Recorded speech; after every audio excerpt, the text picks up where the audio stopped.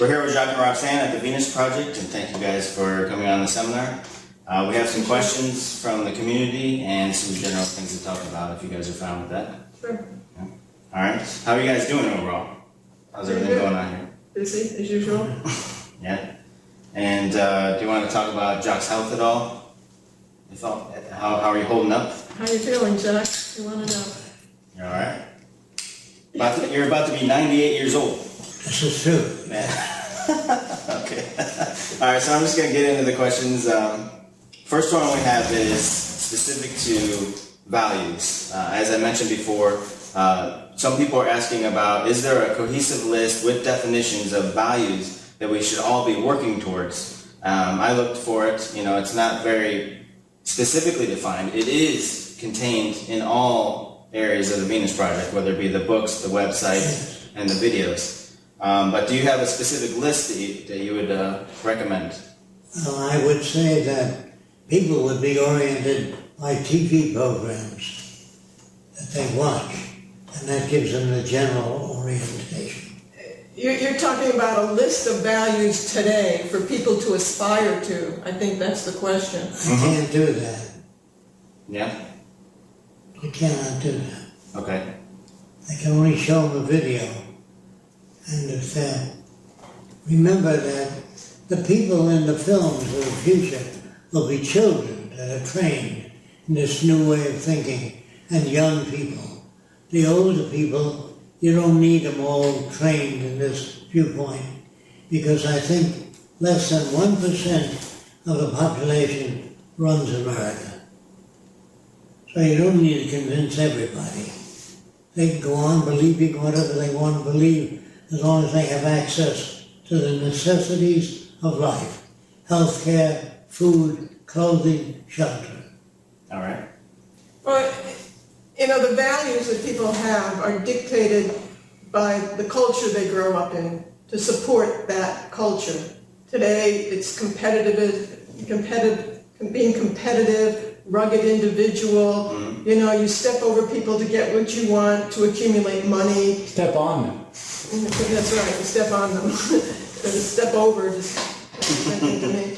But, you know, the values of patriotism, so they can get you to go fight the wars for the resources that they need. But in the future, the values would be quite different, because they'd be supporting a resource-based economy.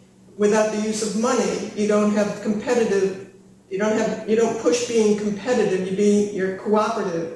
So you have different types of understanding about how we relate to one another, how we acquire the way we think, how we acquire our values, who's controlling that, and what benefit is it for. So when you understand that you acquire your values and the way you look at the world, or today they call it the way you think about the world, is through the monetary system, to support that system.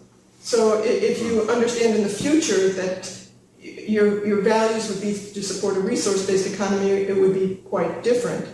Maybe we're using the wrong terminology then. Maybe values isn't the thing, because values, the definition of it would be your reflection of your environment, your reaction to your environment. So That's true. it's hard to, you can't just say you should have these values. Those values come to you from your environment. It's like the seven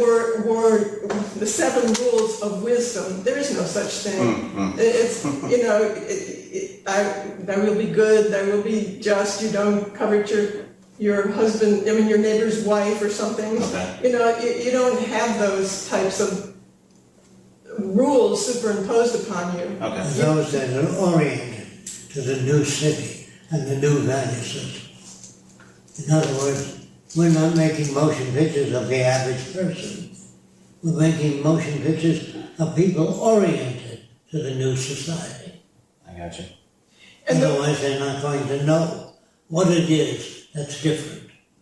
They will see the difference immediately. Sometimes we do have opportunities with our children and with people who are interested in learning to help them to aspire towards values or learn themselves towards a value. That's true. So maybe there's a list of that we can make up. I know you guys mentioned, understanding that the Earth's resources should be the common heritage of all humans on Earth. Yes. Right? And well, maybe not even should be. They are. They simply are. and yet Let me there's... describe it to you, Okay. so you might understand it better. First of all, there is a language that's not subject to interpretation. That's what we must develop first. Now, the way that's done is the way blueprints work. When you draw a blueprint to an object and give that blueprint to any technical organization, they'll turn out the same project, but not interpret it. They will not add to the blueprint anything. They will take that blueprint and that's their guide.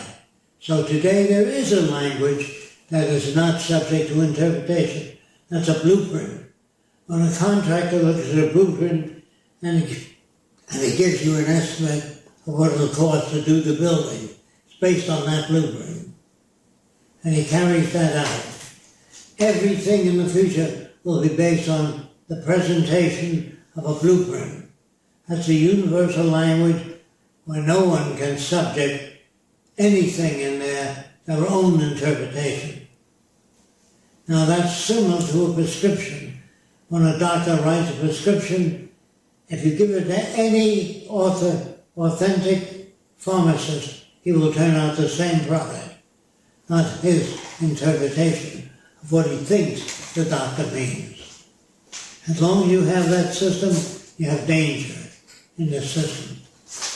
So the people that are oriented to the system, meaning that know how to read blueprints, will deal with problems.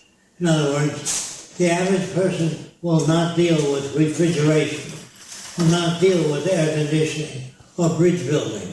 That'll be done by engineers that specialize in bridge building. But the average person today has nothing to say when it comes to technology. They don't call upon the average person to say, what do you think the air conditioning volume should be? Or what do you think, how do you think it ought to operate? No, that's done by engineers that study groups of people. When you have so many people in the audience, your air conditioning is required to be set at a certain level.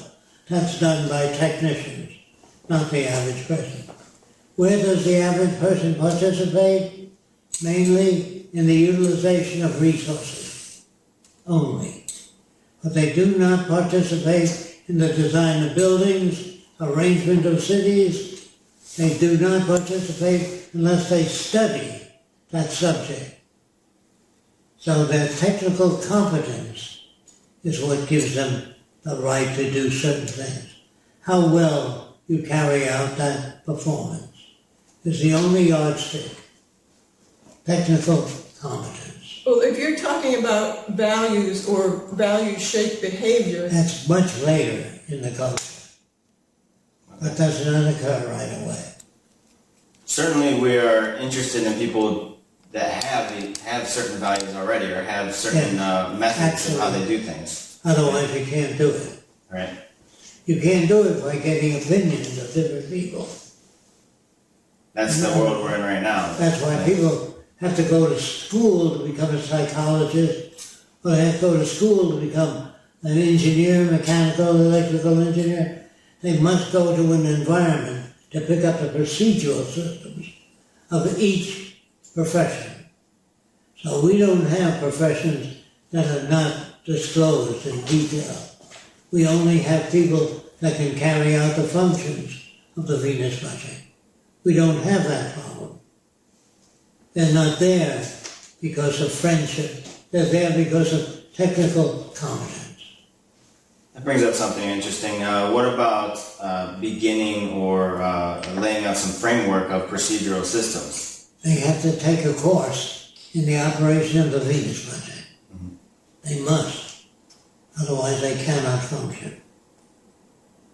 So there'll be very few people that really run the Venus Project. When I say run it, I'm talking about technical competence.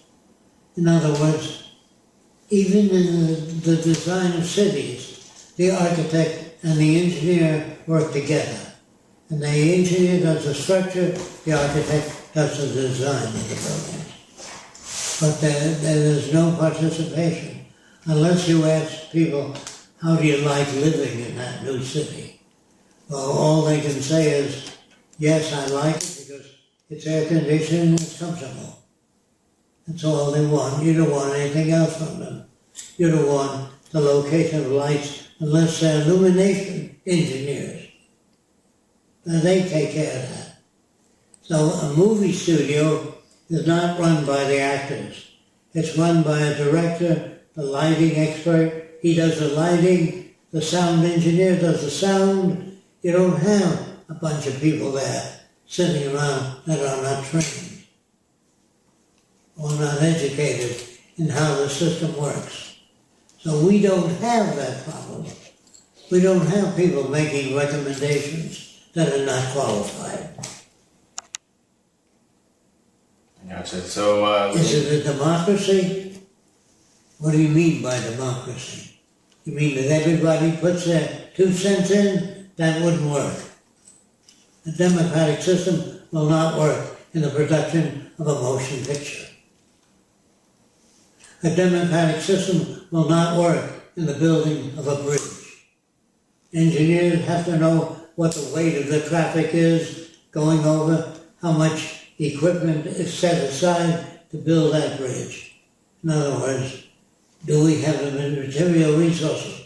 After we have the resources allocated to the building of the bridge engineers take over from that point. Well, where does the public participate? I asked you the same question today. In the Bureau of Naval Operations, there are naval men that participate. In the Bureau, or you call the Pentagon, there are people that study invasion techniques, how to block it, how to take care of problems. You don't have the average American in there. In fact, you don't have the average American any place. The average American is not trained in any specific area. But the system is run by competent people, people competent in the system, the new system. Now, unless you want to know some answers about the new system. well, actually, that's one of them. How do you see the transition in economic sense? Oh, wait, 1 second. I see the transition going very smoothly if it's run by technicians. Right. It's highly unlikely, I would imagine. We're very limited on our own resources right now. You here at the Venus Project have 4 people. You do have many, many connections throughout the world. But You can't run it unless you have technicians. yeah, how do we find those technicians? How do we You attract don't them? find them, you make them. Make them. You educate them to the routine and procedures of the Venus Project. Well, then that would be a public person who eventually becomes educated to become a technician. Yes. So there is value in public people going through Oh this yeah, process. going to school, learning how to become a participant. Of course. Okay. Alrighty. And so the same thing comes about with just about the root cause, the root of every question, the root answer of every question is education. Yes. That was everything we That's talked about. All right. This person says something very similar. How do you see values and cultural change inside an RBE? And how will values change and be influenced by the gradual change to an access world? Well, the younger people are trained in the operation of the Venus Project. If they choose some particular training, they can do that. They're free to become involved in any field, taking care of the old people, medical advisors, nutritional advisors, they're all trained. But you don't have non-trained people in any position of the procedural systems. I think this one also turns into changing from ownership and property into free access to things. And it says, please explain from the psychological point of view how that would be in the RBE. Even the operation of equipment, cranes, physical equipment, you have to be trained in. All right. Now we're focused more on And behavior. how behavior will change when you have free access to things instead of today's ownership and property and privatization of things. Well, today's ownership of property, you have to pay for the maintenance of that property. In the future, There'll be people that will maintain the equipment, trained to do that, educated to do that, to handle the equipment you're using. And if it isn't working right, you call upon those people, just like today. If your TV set breaks down or your refrigerator, you call upon a refrigeration engineer. You don't call upon a plumber. You call upon a plumber if there's problems in plumbing. So you have access to all the services. Well, growing up in this culture, there's so much stress. You can't do what you want to do most of the time. You don't have access to education. You don't have access to resources. You don't have the money either. Right, that's what I'm talking about. The experts. So, in a society where you do have that access, there's a tremendous amount of stress lifted. People would become more educated because they have access to education. The education would be more relevant to the needs of the people. So everybody you meet, they're improving your standard of living and your environment and your knowledge most of the time. So it would be quite different. These things seem to be inevitable anyways. Even television programs would show people how to deal with problems. They would be shown people in the old days how they dealt with the problem and how the new system works. And we show that you don't call people names, you don't beat them up, you don't get into fights, you don't get into arguments. You have a procedural system.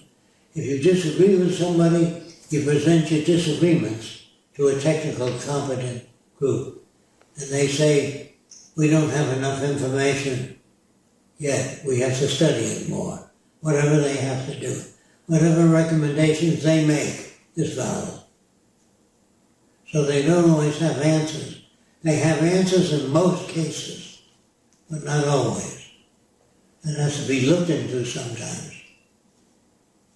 Yeah, many times this is looked upon as having so many answers in so many areas that therefore it has all the answers in every area, and that's actually a big misconception. Yes. There is no claim by you that this is utopia, this is perfection, everything will be fixed. But many, many more things throughout global society will be improved and in many cases fixed through the... And it's always changing because it's based on technology.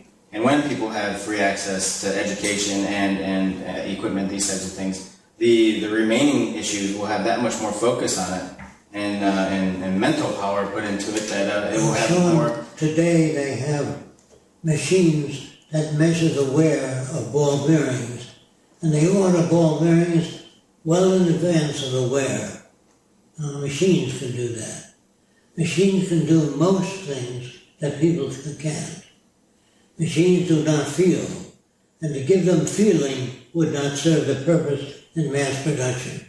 What you want machines to do is turn out products that are very well made and long-lasting. But you don't want machines to feel good about how many products they turn out, or how many products they didn't turn out, or what they feel is wrong. We don't want to give machines feelings, just the ability to produce goods and services. We don't give them the right to vote or act upon anything they can't make decisions on. Well, that would go for people too. The idea of having pride in what you do, understanding that what you do comes from other people's help. Yes. And the environment that enables you to do certain things. Yes, the education that you have. If you're not able to do that, you have to relook at the environment. You don't work at it. If it's not enabling people to cooperate. In the beginning of the organizing of a resource-based economy, you train people in the professions that are needed by a resource-based economy. Mm-hmm.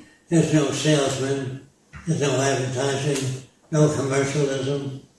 And you say, well, how can you operate without that? It's a different system we're trying to install. The reason we're trying to install this new system is to prevent war, deprivation, starvation, hunger, antagonism, disputes, linguistic disputes, and most people are not trained in that area.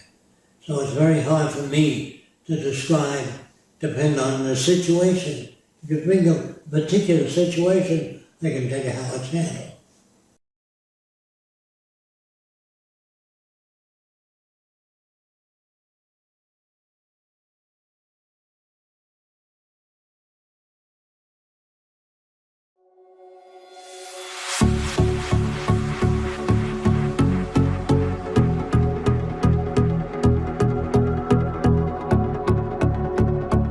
If you would like to help out the show, donate via PayPal on the main website.